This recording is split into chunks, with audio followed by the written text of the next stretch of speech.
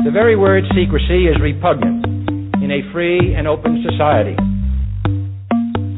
Let us never tolerate outrageous conspiracy theories. Conspiracy theories. Conspiracy theories. For we are opposed around the world by a monolithic and ruthless conspiracy. Because it is not the government of the people any longer.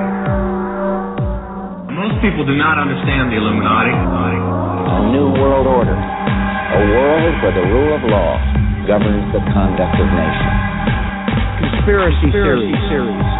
It is a system which has conscripted vast human and material resources into the building of a tightly knit, highly efficient machine that combines military, diplomatic, intelligence, economic, scientific, and political operations. A new world order. Its preparations are concealed, not published. Its mistakes are buried, not headlined. Its dissenters are silenced, not praised. It's the Weekend Vigilante Show. Hello, listeners, and welcome to the Weekend Vigilante Show. I am your host, Sheila, Zilinsky, joined by my co-host, the one, the only, Dr. Tim Ball. Call-in number to our studios is 347-324-3704, and we may take some calls at the end of the program. What an honor it is today, folks, this March 13th, 2014, to have this guest. I've been a huge fan of this man after reading many of his books, and without a doubt, there is no one on planet Earth that has a better grasp of what is going on. Ladies and gentlemen, it's Daniel Estulin. Daniel is an award-winning investigative journalist and best-selling author of The True Story of the Bilderberg Group, and the author of 12 books, 5 of them international bestsellers, which have sold over 6 million copies worldwide. He has given 2 speeches at the European Parliament on the Bilderberg Group and the international monetary crisis. In a front-page article, Wall Street, Italy called Daniel Estulin one of the few people who understands the current crisis. He was invited by Fidel Castro for a private meeting after Castro read Bilderberg. I could spend the whole hour talking about his impressive credentials, but without further ado, Daniel Estulin, welcome to the program, sir. You are here to talk about your latest book, Trans-Evolution, The Age of Human Deconstruction. I wanted to ask you, as an international best-selling author of The True Story of the Bilderberg Group, what prompted you to write a book about transhumanism? Actually, the whole experience of working on this book, Trans-Evolution, The Coming Age of Human Deconstruction, began after the information I received from my sources at the 2005 Bilderberg Conference, when they were meeting in Rotterdam on the outskirts of Munich. I received a partial report. It later turned into a secret source document called Strategic Trends Report 2007-2036, which basically was a blueprint, as I realized as I was reading through it, on the future of humanity. And over the last 10 years, I've come across a lot of additional information, other reports such as the Age of Transitions Report, the Global Futures 2045 International Congress, NBIC conference, which basically integrated humanity with nature, including things like robotics, cybernetics, artificial intelligence, life extensions, brain enhancement, brain-to-brain interactions, virtual reality, genetic engineering, teleportation, human-machine interfaces, neuromorphic engineering, and enhanced human capabilities for defense purposes. So when you get into these reports, and this NBIC report was over 670 pages long, you put it all together, it's like putting together a piece of the puzzle, and you realize that what you're looking at is the blueprint for the future. And just to summarize what I said, we are right now standing at the cusp of the greatest evolutionary change in the history of mankind. What will come out of this evolutionary change over the next very few years, it could be 3, it could be 5, it could be just a little bit longer, but in human terms, it's now basically, will forever change the very definition of what a human being is all about. And in fact, I could tell you definitively that the generation of our children, the kids who are today are 15, 20 years old, they're the last truly human generation of human beings on the planet Earth. Forget the redundancy. Their children, or my grandchildren, there will be transhuman children, there will be post-human children, there'll be cyborgs, there'll be machines, or there'll be beings who are not totally human as a result of this amazing technology that's out there, amazing, revolutionary developments in science, such as, for example, synthetic biology, that literally it is in the process of changing our DNA through genetically modified crops. And when you put it all together and you realize, again, that what we're witnessing around us is so absolutely, awe-inspiring and incredible that over the next 30 few years, we will forever change as the species. Wow. That's amazing. Daniel, there's hundreds of books in the market already about transhumanism. What new research did you uncover for your new book that the others do not discuss? I think this is the first book in the world that takes all the elements, such as not only science and technology, but also the economy, population trends, genetics, demand destruction, and explains it in a three-dimensional format.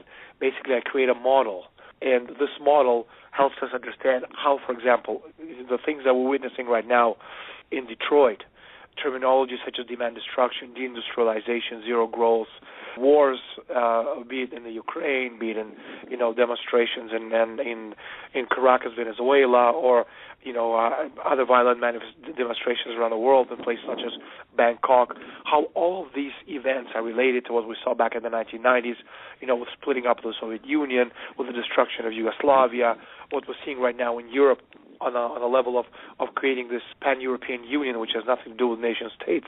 Because, again, a lot of the you have to forgive my voice. I've done, I think, over 200 interviews in about 2 weeks, and because this book has literally taken America by storm, and people are reading it and saying, "Wow, can't believe it's out there." And so, I'm getting weaker and weaker, but I think I have enough, for today's interview, and I did want to be on Sheila's show, obviously, so I'm very, very pleased to be on the show. But as I was saying, all these events that we're seeing around us, from the economy to science to technology to space exploration, singularity, transhumanism, they're not isolated events. It is all related. It's part of the continuum. And it's the first book that literally explains all of these elements together. And when I wrote the Bilderberg book, The True Story of the Bilderberg Group, it was kind of easy to understand it because, we've always known that, there are bad guys out there. The financial coup d'etats or the political coup d'etats or, somebody was replaced, by someone else or countries were, being split up into pieces. We always knew that someone was doing this. We just didn't exactly know who was doing it and who these, faceless individuals were.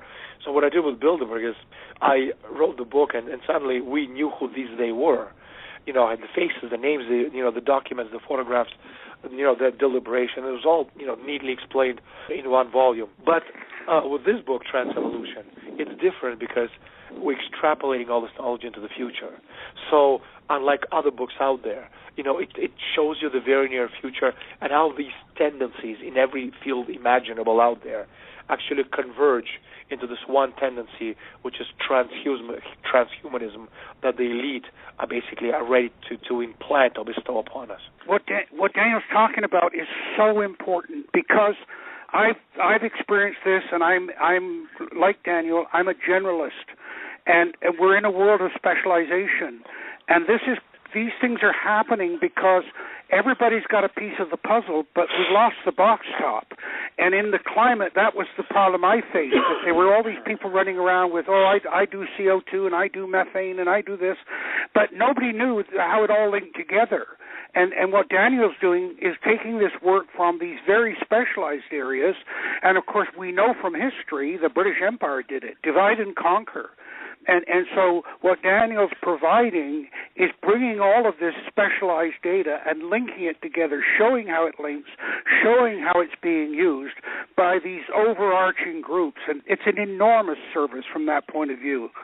Just, to expand a bit on what you just said, one of the reasons that people are having a difficult time understanding how, for example, events in Detroit, which looks like a post-apocalyptic, bombed-out shell of a city, Caracas, Venezuela, European Union, going to hell in a handbasket, Greece, Ukraine, Russia, Yugoslavia, Thailand, Africa, how all of these events are related together, not just isolated, pockets of control. The reason people don't understand how it works is that most of us have been taught, pretty much kindergarten, that there are two types of policies. There's a foreign policy as there is a national policy. But actually these policies are relevant on a global scale because the presidents of nations have no power whatsoever and the people under them even less power, to speak of. Because there's a third policy which controls the entire world. That's the global policy. And that global policy is defined by the men behind the curtain, the globalists, the elite, call them whatever you want. But the point is that what you see and this is very important to understand, that there's a reason why the movements that are, such as a transhumanist movement and the idea of space exploration and the idea of technological advancements are so related to the demand destruction. And just in about 30 seconds, I'd like to explain it because it's very, very important. What we're seeing around us, on the one hand, is the world is literally being destroyed economically. Demand destruction, zero growth, deindustrialization, it's all around us. Detroit is a great example of what is going all over the world, not only in the United States. Now, the reason that they're destroying the world economy, the elite, is because progress and development are directly proportional to population density.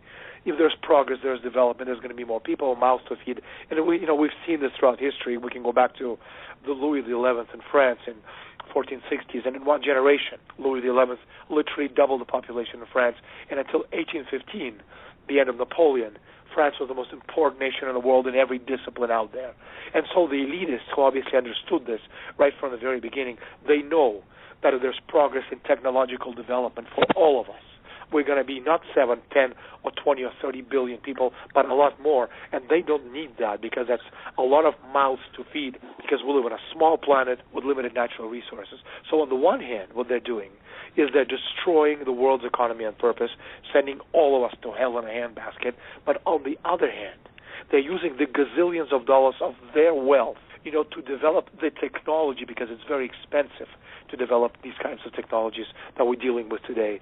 And these technologies separate that divide between us and them more so than ever. Because, again, if you go kind of back in history, 5,000, 6,000 years ago, the people who controlled knowledge were the high priests, who literally gave it to us, little droplets at a time.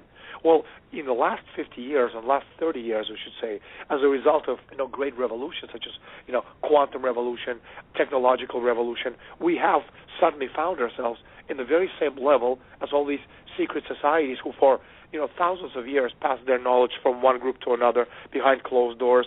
And suddenly anybody, you or I, or an Indian sitting, an Aborigine sitting in the middle of a outback in Australia, or a Koya Indian sitting on a tree in the middle of an Amazon rainforest in Bolivia with his laptop hooked up to the internet, he can Google any term he wants. And he knows as much as any of these secret societies out there.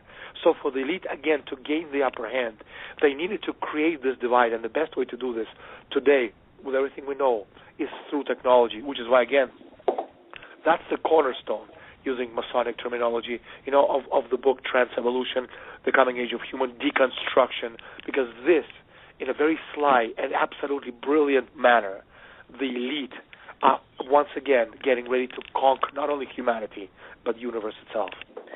Daniel, it's really incredible. And you've got this very mind-controlled Hollywood, and they've made millions of movies on, obviously like Terminator and Blade Runner. And what's really interesting is now in theaters, just out is the new remake of RoboCop.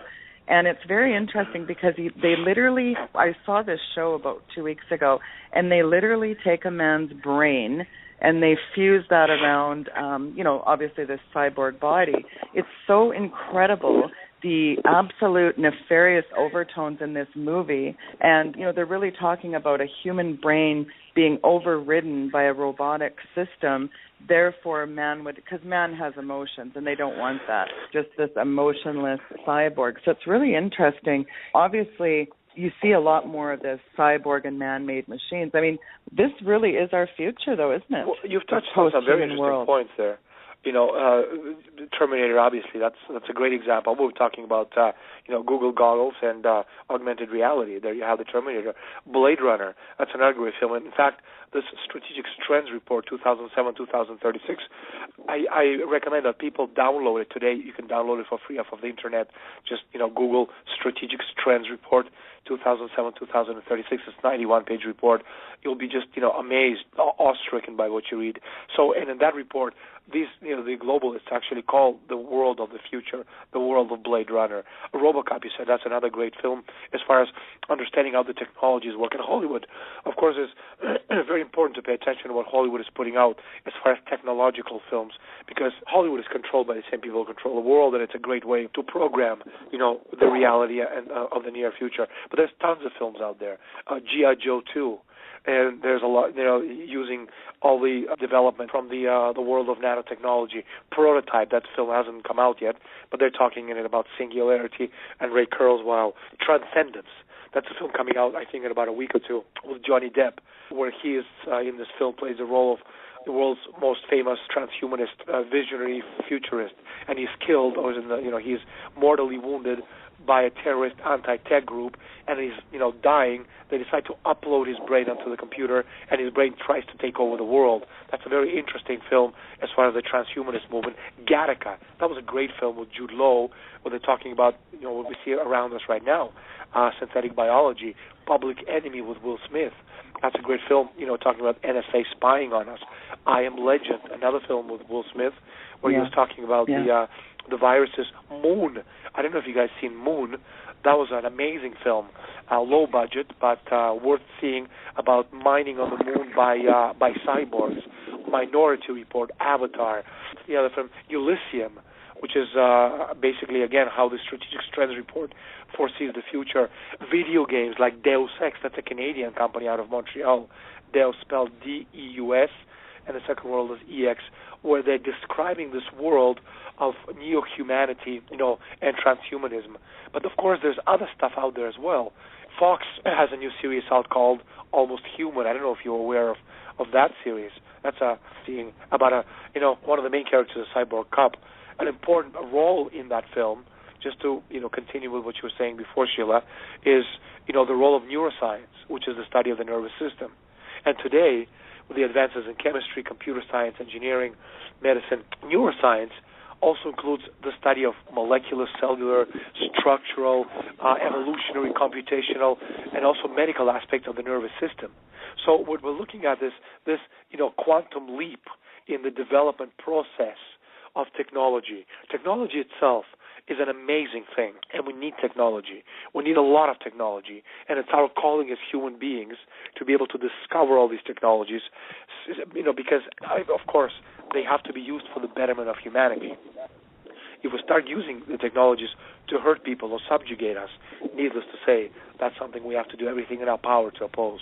Is the Fountain of Youth becoming a cyborg? Is that what we're setting all our young people up with, these programs that you put the idea into their heads that this is perfectly normal development and progress, so that will become then the Fountain of Youth, that people will live forever and be in control, when in fact the opposite's true, that they're not in control at all. Is that what we're seeing?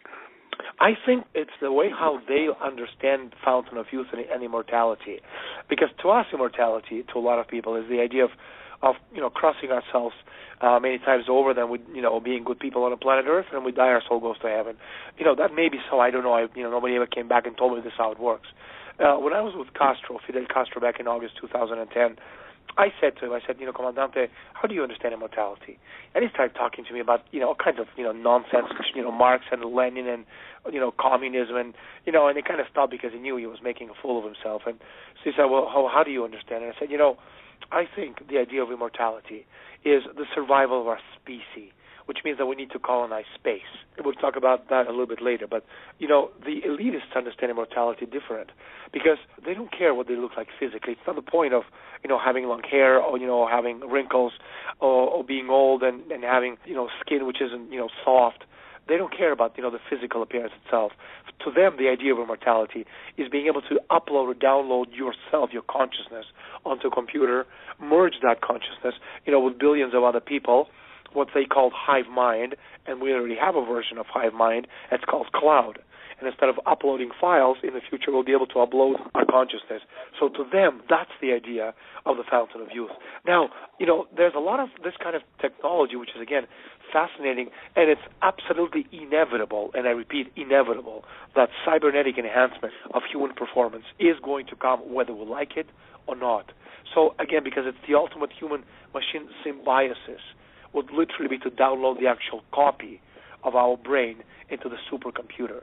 And, of course, the whole business of, being able to enhance ourselves, passes through being able to decode and understand very complex systems in our bodies. And the most complex system in our bodies, needless to say, our brain.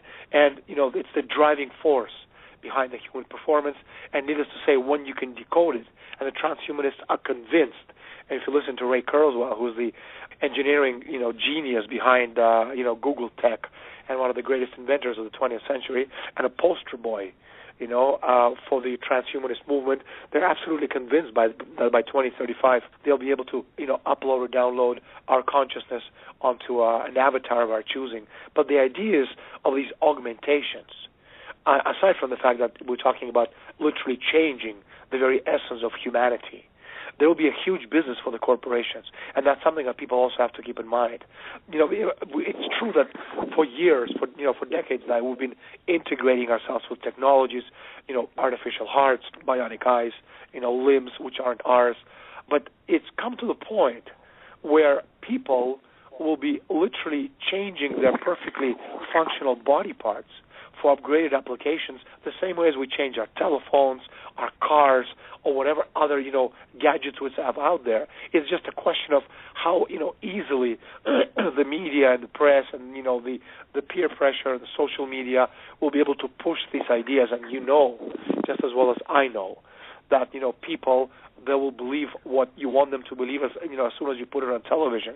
And if your reality is different from their, from the television reality, most people will simply adjust their reality to the TV's reality, and everything is fine.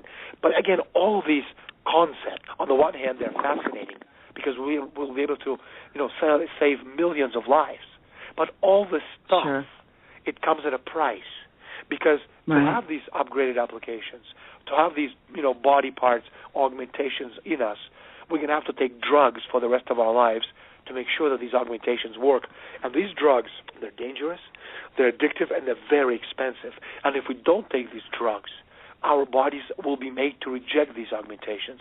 And needless to say, the elitists will have their technology in us, and they will have the power to turn off our limbs, the potential to turn off our eyes, send messages to our brain, and control the very thoughts as if they have the power of God. And this is something that, again, when you start extrapolating what I talk about in the book into the near future, you realize these are very serious issues which we need to deal with.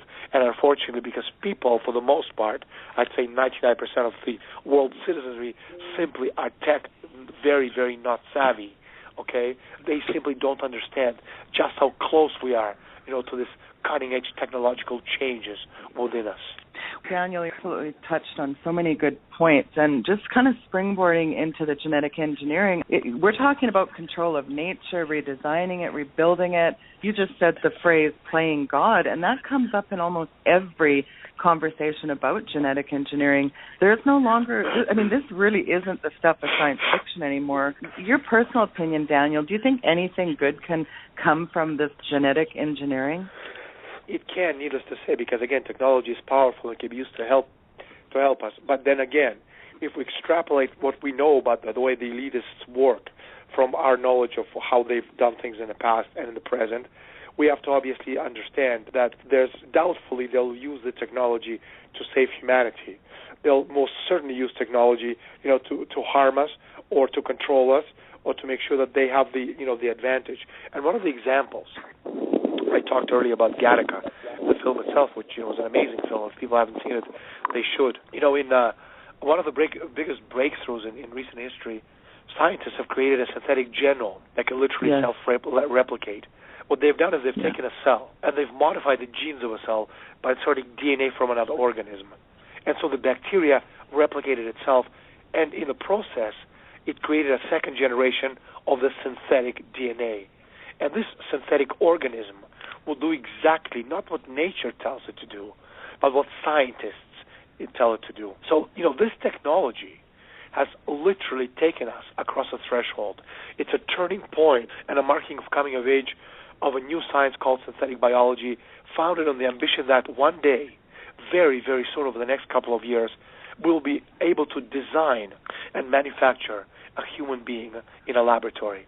In other words, you can get a DNA, anything here on Earth, and create organisms that never before existed entirely from non-living materials. So basically, scientists are creating new life, and yet at the same time, we're creating life forms that the human immune system and the world has never so far experienced. So we don't know how it will act and react with nature. We don't know if we extrapolate this into the near future what will happen to our race. We don't know when you start mixing, men, machines, and men, or these newly, genetically modified immune systems with people who are mortals. We don't know what kind of beings we're going to be creating in the process, and it raises very important questions about life itself. In other words, what is the meaning, definition of humanity? And then when you start, looking at this technology and extrapolating it into the future, you're dealing with some very, very heavy issues. For example, look at children, okay? Now, if you have, again, like in the film Gattaca, if you have parents and who have a child, well, you can literally create, elect, or select a child and build their characteristics as you're building, so it's a Lego. It's like designer's sperm, really, the movie Gattaca, wasn't it? Exactly. It's an amazing film. People should see it just to understand how real this is. We're literally creating a new breed of children. Not to mention, we're mixing in other people's DNA with the couples to literally produce a new breed of humans. And again, this is in the future. A couple of weeks ago, the periodicals all over the world were talking about 30 couples who had other people's DNAs mixed in with their children's DNA, with their DNA, to create a first child where there's DNAs from 3 different people, form part of a human being. But there's a darker side to all of these things we also have to consider. You take people like you and I, or you take criminals, or you take, parents who misbehave, dissidents, those of us who think differently from the official party line of one world state. Well, we could have our children's DNA altered during pregnancy as punishment for our non-obedience. And what's more, and I said it before, by changing or altering our DNA, the corporations and governments, they can create a society without memory. People whose life's experiences are stored on a memory drive running on a 1-week cycle through modified DNA over and over and over and over and over again. So when you get to that point, you don't need history, you don't need knowledge, you don't need photography, you don't need pictures, you don't need anything whatsoever, because again, everything you will be doing or will have done, it will have been erased after a 1-week cycle. And this will you create, what Huxley's called, again, scientific dictatorship without tears. Daniel, I'm glad you mentioned Huxley, because that takes me back, because I read a lot on Jean-Jacques Rousseau, who, of course, is essentially the founder of the modern environmentalism, as people see it, and, of course, the opposition by Voltaire and the debates that they had over these issues. But one of the things I'm struggling with, and I suspect some of our listeners, we're talking about evolution, natural evolution, but what we're talking about is humans taking control of that. And then you seem to be suggesting that we need to control those few that are controlling that evolution. But how do we do that? Unless we all become of equal abilities and talents, there's always going to be the leaders and the followers. I think it's why Ardrey wrote a follow-up to Rousseau's Social Contract, in which he talked about alpha and omega people, within an animal group, that there were the leaders and the followers. And so, how do we get control if you want to have the followers in control? That seems to contradict the whole evolutionary idea. So, I find this all very confusing. First of all, the whole idea of followers and leaders. It's in a world of that I understand as the world of humanity. These kinds of divisions shouldn't exist. The greatest natural resource on the planet Earth isn't oil and or gas. It's the creative capacity of it's our mind. It's the creative capacity of 7 billion people working together to discover universal principles of nature which improve the lives of everybody on the planet per square kilometer of space against nature. It's our divine spark of reason which separates us from everything else and everyone else out there. And because each generation of humanity should be an improvement over the preceding generation, not in terms of one or two groups of people, but in terms of humanity in general, in terms of power, in terms of understanding, in terms of culture. Because then mankind has a sense of a dynamic moving forward from generation to generation. But today we don't have this because we're part of a no-future society. And the reason is, again, all you need to do is look at the education system. again, outcome-based education, which is the vicious suppression of creative powers of reason, these distinctly human mental capabilities expressed typically in the form of valid, axiomatic, revolutionary discoveries in physical science. Now, the proper purpose of education, and this is something that Voltaire and company never understood, is not to prepare the young for some predetermined social status in adult life. The only moral purpose of education is to develop an entire population up to the level of scientific and moral knowledge necessary not only to perpetuate society at no less than its present level of power in the universe, but to carry the process of development of the whole population a step forward. We don't have this system because the system that's in control is the empire, which is not a king or a queen sitting on a gold-plated throne. These are, above kings. It's a system of control. So again, it's a moral problem, a problem of mankind's destiny. And every generation, we have to advance beyond that of the preceding generation, and that hope that will happen for everybody on the planet Earth, what should be on the mind of a person who is dying of the old age, that their life has meant something because it laid the foundation for a better life than they knew for the rest of humanity. And that's what I try to explain to Castro when I talk about the idea of immortality. Okay, now what you're talking about here is very different than what is being taught in universities and in schools and so on with regard to evolution. Because Darwin's, before I go to Darwin, one of the things I've noticed with human advancement, and that's what we're talking about, was the transition from us being passive recipients of what nature handed out to us to becoming active in controlling it. I mean, if you think about, for me, the great, what the anthropologist lists as the great advances in humanity, for example, are overcoming the fear of fire to put fire to our advantage where it could allow greater diet, cook foods and stuff, but also to allow us to live in colder regions than we would normally be able to live with without the fire. And then clothing is another climate control issue, irrigation, another. But the transition from being passive to nature to active to nature is one part of it. But the Darwin evolution thing is still based upon that our genes are passively adjusting to changes in the environmental condition. What you seem to be implying is that we're in the next phase of shift to active creating the genes that we want for the society. So it seems to leave Darwin behind. Is that, am I reading that correctly? No, absolutely. Darwin doesn't even enter into this picture. You see, when we build infrastructure, if you're talking about fire, if you're talking about cities, if you're talking about development of mankind, when we build infrastructure, we're actually reorganizing the physical space-time of the biosphere, allowing it to attain higher and higher levels of energy flux density. And like all feats of human creativity, that's what we are, creative. It's not a project designed for immediate consumption. It's a project designed to extend man's sense of self far beyond the confines of our sense perceptions and feelings of personal well-being and connect us instead to the generations which will continue our legacy long, long after our generation has left the planet Earth. Well, Daniel, what's interesting, though? I mean, I was thinking as you guys were talking about, these mad scientists already, they're sitting in these labs creating God knows what, and particularly Frankenfood.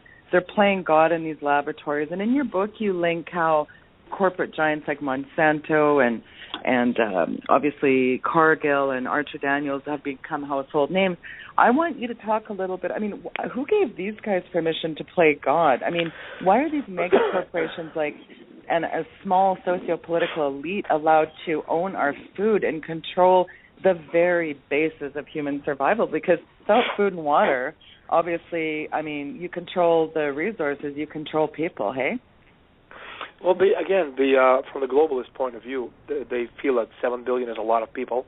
And if you listen to people like, Bill Gates and Al Gore and all these degenerates, the idea is to reduce the world's population, to a much more manageable number. But again, what we want, not fewer, but more people. We want to get to 20, 30, 50, 100 billion people, because that's 100 billion minds working together to discover universal principles of nature, and we need that. It doesn't mean that we all have to live on the planet Earth, because there's going to come a point very, very soon that mankind, because that's our destiny, we're going to have to immigrate. We have to conquer the galaxies, because if you extrapolate us, a million years from now, we're not going to be here. It's our calling to conquer the galaxies. That said, if you're the elitists, you want to reduce the population. How do you reduce population? You can kill people in wars, or you can have disease. You can have, obviously, starvation, and that's one of the best ways to kill people off is through starvation. And in order to starve people to death, what they're trying to do is take control of our food production away from independent farmers and put it into the hands of giant corporations subservient to the interests of one world company limited. And again, one of the things I've done in this book, Trans-Evolution, I've done quite an extensive research on all the corporations that basically run the world's food supply.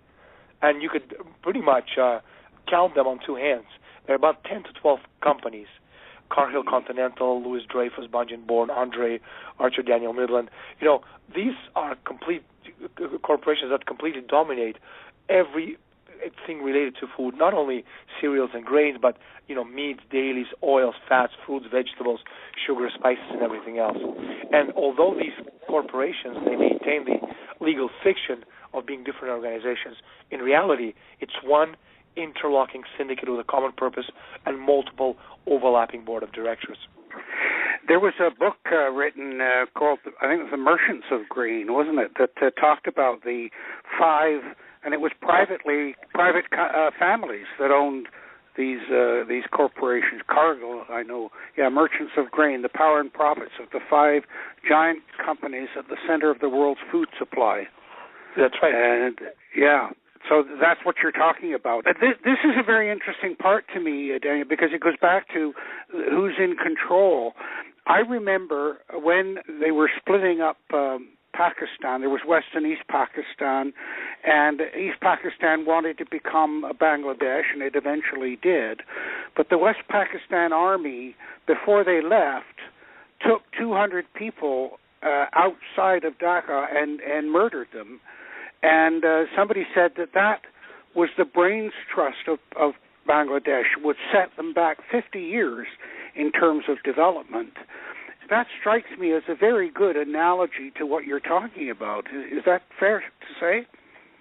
I think this kind of genocide, especially if you go back, as you mentioned earlier, the British Empire, which are very, avid genocidalists going back. You can, Irish potato famine. That was full-blown hunger created by the British. Or you're talking about the India or any other part of the world.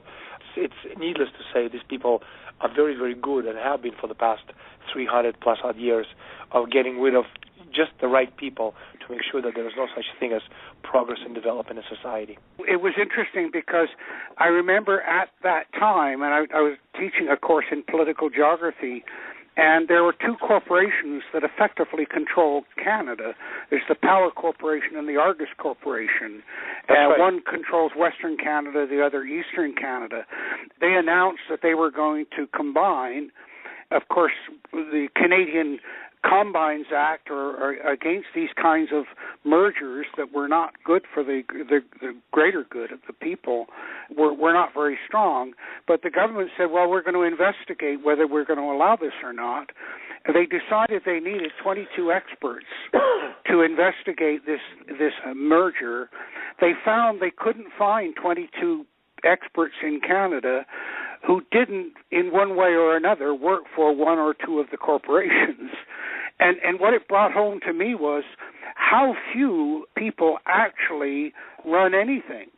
Talk about the Merchants of Grain, or we talk about any country, the brains trust, if you, for want of a better term, is a surprisingly small number of people. And I guess that was the point I was making about with Bangladesh. And so how do we get around families, that? There's about 300 families out there who control pretty much all the levels of power. And again, when we're talking about levels of power, I don't mean presidents of the United States or prime ministers of Canada, because these people are absolutely irrelevant. Let me just give you an example. You were talking about Canada. Well, if you go back to 1995 and the Quebec referendum and that whole thing that luckily we won, and I played a big part actually in that, getting information from my Bilderberg sources at the Bilderberg conference in King City, getting that out into the media, and actually I don't know how many hundreds of thousands of people came out across Canada to say no to this.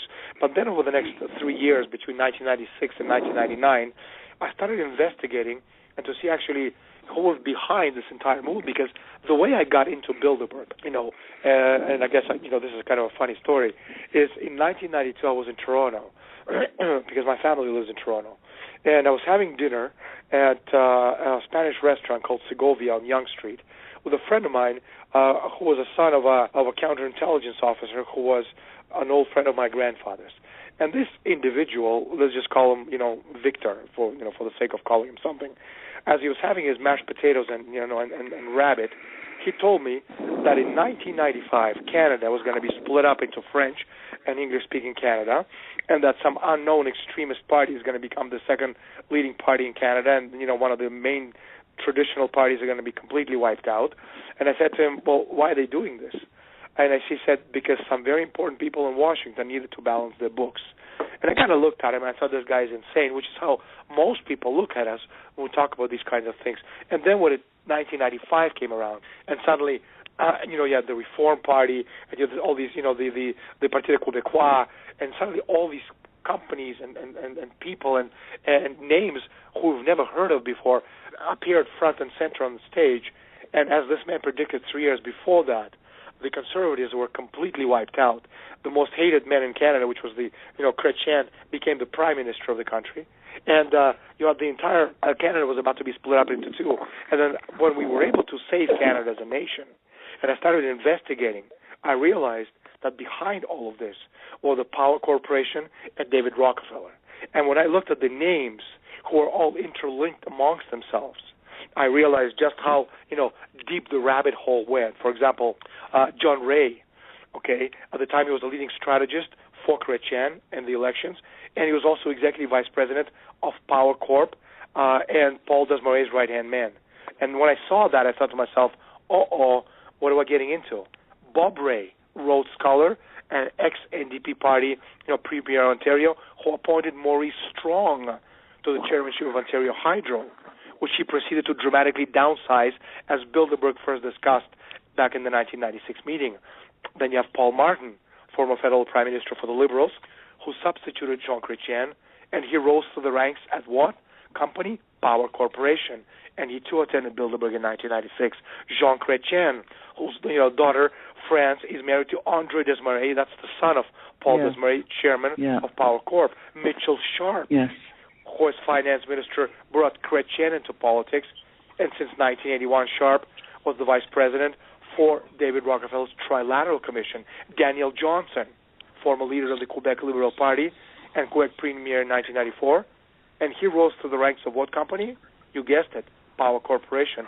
A lawyer lobbyist for Power Corporation. Mike Harris, former Premier of Ontario, close friend of George W. Bush and Paul Martin, and Harris, like his colleague Ralph Klein, former Premier of Alberta, is also a member of the Bilderberg Party. So you have the Conservative Party via Mulroney, you have the Liberals via Chrétien, and the NDP via Ray, are all tightly connected to Paul Desmarais and the Power Corporation, and the Power Corp is the leading Canadian representative of the Bilderberg Group. So when you start, unwinding all of these corporations, names, and people who control the levers of power, you realize that, again, presidents and prime ministers do not decide anything, because the policy is decided on a global level, not national or international. Interesting.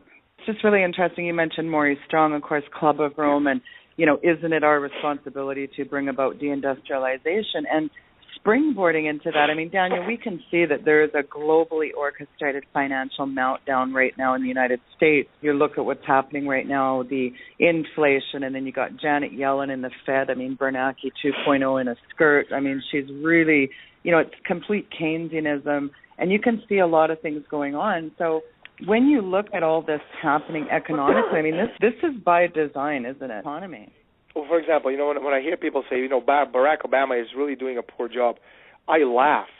Barack Obama is doing exactly what he's paid to do. Exactly what he's told. The people who put him in power, they spend a lot of money to put that man in power. And he's going to do, once he's in power, exactly what they want him to do. And the same goes for the education. It's simply unfathomable, if you think about it, that the United States government spends almost $90 billion on education per year. And the result of that $90 billion is you have 25% of Americans who don't know that such a little planet, such as our planet Earth, actually revolves around the sun and not the other way around. And people say, ha, ha, ha, it's really funny. But actually, the government is getting exactly what they paid for. Because if the government, be it American, Canadian, or whichever government, wanted things done differently, they would squeeze every droplet of sweat out of your body, and they'll make you give them exactly what they paid for. And if they pay $90 billion and they get what they get, it's because they want this. Because again, as I said earlier, outcome-based education is the contrary, to classical Platonic and Socratic education, abstract thinking, which is what one needs if we are to be human beings. And if you don't want to be a human being and want to be a degenerate, then you have to follow exactly the education system which has been installed in Canada, in the United States, in Spain, in every country out there, because they don't want us to think for ourselves. They want to make sure we do what they tell us to do. It's a very fine line, isn't it? Because they know they need a reasonably educated workforce to do the technologies and the advances that are going on, and yet they know the minute they educate people, they'll start asking questions. And how do you balance between that? One of the things that I think is important, Daniel, for me, is that teaching, I taught a science credit for art students. It was supposed to teach art students how science works, the scientific method, and so on. But 80% of the students are terrified of numbers, and only 20% are comfortable with science or lab courses or at all. And what I've seen in my experience is these mathematical whizzes are perfect foils for these people that want to take control of the science, because that's really what's critical here. They're almost like robots themselves. You could argue that they're savants, that they're brilliant at mathematics but have no humanity at all. So, and I've watched this in climate.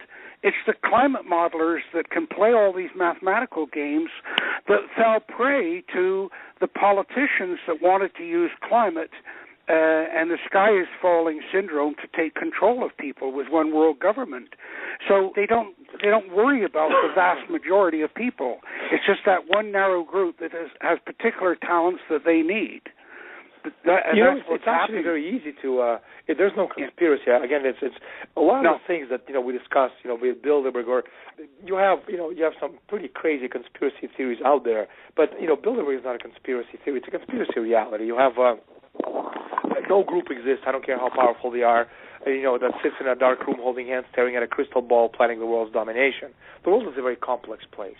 So anybody who believes this kind of nonsense, it simply doesn't, it has a few loose screws in their head. It's very easy to do and get away with what these people get away with. You get brilliant scientists who go to, fantastic schools, who have incredible knowledge in their disciplines. And most of these people, they're not part of any conspiracy at all. They're just brilliant at what they do. And they have access, for example, to working on postgrad courses, seminars, investigative works with some of the most brilliant minds in America or the world. They have an opportunity to go to seminars across the world, form part of think tanks, foundations, non-governmental organizations. They get bonuses from government, but not because they're part of some, crazy, geezer-like conspiracy. It doesn't work like that. You don't need that. Yeah. A lot of these people, they're just brilliant at what they do, and they want to keep advancing. Who do you think they're going to work with? Somebody who cleans their toilet, 3 times a week, or somebody who's a space scientist, a futurist, or people such as, a theoretical astrophysicist like Michio Kaku. Who would you rather be with, Michio Kaku or a guy who cleans your toilet? I'd rather be with Michio Kaku. So the point is that it's very easy when you get these people together, and as you said, it's a narrow group when you compare it to the rest of the world's population. But the point is that you get what you pay for, and you pay for knowledge. and they work on that knowledge, they discover these principles, and then again, it's who gets these principles and what they do with them. That's the matter that actually changed, the equation itself. Well, that's back to my earlier point about specialization and generalization. And all of these people are very specialized, and as long as you fund them and you let them associate with the small group of people, they'll produce whatever you want and not give thought to it. But at what point does the individual have a responsibility to the greater society? And for the longest time, and I used to have the seminar discussions with my students about this, how could somebody sit in a lab and design landmines that they knew were going to indiscriminately kill women and children? How do you turn off your humanity to be able to do that? And I think Lair, the mathematician from Harvard who wrote all those songs, and he had that story about Wernher von Braun. They said, look, your rockets are indiscriminately killing women and children, and Lair has him say, well, I fire them up. Where they come down is somebody else's responsibility. And so at what point does the individual become subsumed, or do they even think about it? That's a good question. I think most people, again, it's what you do with the technology itself. Look at nuclear energy, for example. You can use nuclear energy to kill, a great number of people, or you can use nuclear energy for as a source of energy, which is a much better source of energy than anything out there until you actually get to the moon. You get to the planets, and you start using and mining helium-3 isotope, which you can use as the next step in the energy development, which is fusion and fission. But the point is, again, it's how these technologies are going to be used. Because if you actually go back and kind of look at humanity over the last 100,000 years. Look, 100,000 BC, stone tools. 4,000 BC, we discovered the wheel. Okay? 9th century, gunpowder. 15th century, the printing press. That was a big game changer. The 19th century, we had the light bulb. And then, in the 20th century, we had the cars, television, nuclear weapons, spacecraft, internet, and now we have biotech, nanotech, fusion, fission, space travel. And the next 50 years, we'll be able to create cybernetic individuals who will be completely indistinguishable from us. And they call this period the epoch of cybernetic immortality. And the point is, again, it all depends on what you're going to do with all this technology, because technology itself is amazing.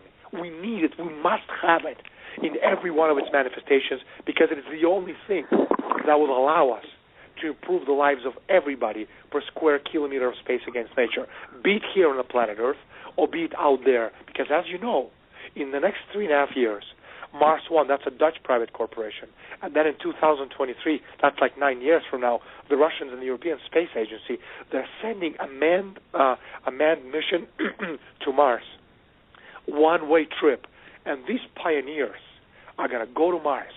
They're going to say goodbye to the planet Earth and to humanity, and they're going to start building the next level of human evolution, on the planet Earth, on the planet Mars, and then also, obviously, on the moon. And the idea is that they, using the technology that we have and we will be developing in the near future, will be, winning per square kilometer of space against nature, on this case, the universe, for the betterment of humanity. And that is a first step for mankind's, future immortality. Again, if you use that technology, just like as you use nanotechnology to kill people, obviously, it's something that should never be done. But that's the moral issue, a moral fiber of society. And to actually do that, we have to understand who we are as people and what is our calling and why we're here on this planet Earth.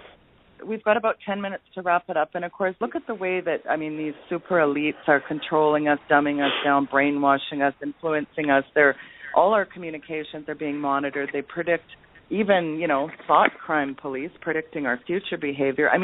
Really, there's some really shocking examples you provide in your book, but essentially nothing that happens in our world is accident. It's all part of this grand plan, isn't it, Daniel? Is there any hope left in our world?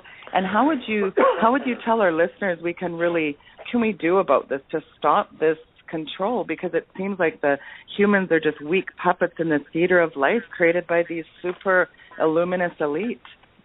I don't think it's really that simple, and I don't think it's, if had it been that simple, they would have, the elitists would have had their control a long time ago, because you don't need to have a lot of them. You just need to have, key individuals in important positions of power.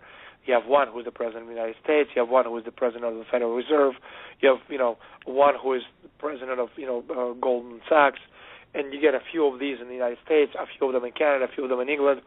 You have international organizations like International Monetary Fund, World Bank, etc. You have a few commissioners and presidents of the European Commission. You have pretty much the entire world covered. Then you get a few puppets out there in South America, and then those who don't, do what they have to, you kill them, or you start regional wars, you get over their territories. But again, there's no conspiracy here. It's just, it's been this way for 6,000 years. And again, if you go back to ancient Egypt, back in 6,000 years ago, you had, the Nile and a very small swath of land which was fertile around the edges of the Nile, and the rest was the desert. And so these high priests way back then, realized that they couldn't go to war to win territories, because eventually they're going to get all of them going to get killed. So they figured out another way to do this. And that's, the cultural warfare that we see right now today.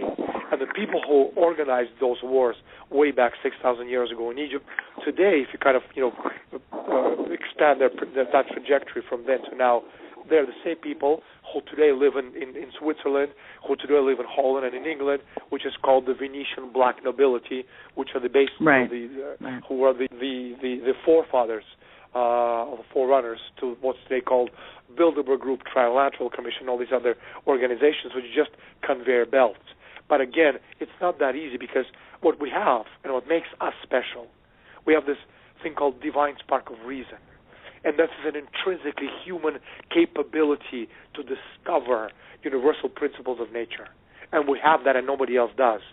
So we can, as people, intrinsically, overcome anything, because intrinsically people are good, and we know the difference between good and bad. And that's something, somehow, we don't know how, has been instilled within us, ever since we're born, or ever since the beginning of humanity, which is why most people are repelled by death, by suffering, by watching others suffer. We don't like to see others suffer. Only a few degenerates and psychopaths like to see people suffer. Most of humanity, we don't. And no matter how hard they work, and this is again where these elements such as genetic engineering, synthetic biology come in, because if you can play around, with our genes, maybe you can create people who have no memory, people who have no emotions, or people whose emotions you can easily control. And this is again a very important part of what's actually being done today in these different fields. But there are a lot of elements out there which help us, balance the field. And internet is obviously one of them. And, you and I are talking over the phone, or we could be talking over Skype. And in 2 seconds, as soon as our interview is over, and you put it online, via Skype or via Twitter, somebody in Australia, sending it to his friend in Japan, who's sending it to his brother in Vancouver, and that brother in Vancouver sending it to his girlfriend in Argentina. In less than, 10 seconds, the entire world have the opportunity to hear us talk about this, which is, again, when people talk about internet, or the elitists want to, take internet away from us, they don't want to take it away from us at all, because here comes the other. Again, it's always a double-edged sword. Technology is great, but again, how depends how you use it. Internet is great, but depends what we do with it. Elitists, it's dangerous for them, because we have the power of empowerment, if you want to say it this way. But on the other hand, through internet, they know exactly what we're doing at every moment of the day, and they know through trending topics, through Twitter conversations, through Google conversations, through anything we do on the internet. They have the ultimate big picture, so they can always, using their social scientists and social engineering, create systems which will always be in their favor. So again, it's always, everything we do is double-edged sword, and I'm not that sure and convinced that these people are going to win, because I think intrinsically we, the people, have this amazing power to survive and rise above ourselves, to correct, the bad that has been done to us. Absolutely, Daniel. Yeah. Isn't the danger that we don't know what's being done to us? Isn't that where the problem comes? That it's in the secrecy? The old biblical thing, the devil's work is done in the darkness? It's true to a certain extent, but again, look, there's 1 billion people out there. So let's just play with numbers. 1 billion people who have a smartphone. And smartphone technology is more sophisticated than anything that NASA had 50 years ago when they sent Apollo to the moon. So that's a billion people who have everything, their entire lives are in their telephones. So they read the news, be it Chatter, be it, Google, be it Yahoo, be it whatever social services you want. But, they're always connected, and we always know what's going on. And to be able to make people disconnect them, it's going to be virtually impossible. So people may not know enough, but they certainly know enough, to be able to say, hey, this is being done to us, and which is, again, one of the reasons why outright killing us is not a good idea, because we'll figure it out sooner or later. That's why they're creating so many other technologically advanced methodologies, to be able to get, again, the upper hand on humanity. But it's very, very, very expensive. And, again, these expenses, as of now, they haven't been able to justify them just yet. Well, Daniel, I want to say, first of all, incredible book. This Trans-Evolution is absolutely incredible. Ladies and gentlemen, get your hands on Daniel's new book, Trans-Evolution, The Age of Human Deconstruction. It really does describe the change of the paradigm for humanity, and, it's talking about our future existence. And, Daniel, again, all your books are incredible. Your work is remarkable. You're really a big inspiration on why I got into this particular radio show, and I just want to tell you that I'm such a huge fan. And again, everyone, I'd like you to go to DanielEstulin.com. That's Daniel, ESTULIN.com. And I hope you'll come back and join us soon, Daniel. Really incredible work. Yeah. Anytime you want, I'll be there. Yeah, thank you for extending your voice to us. That we really appreciate that. It's my pleasure.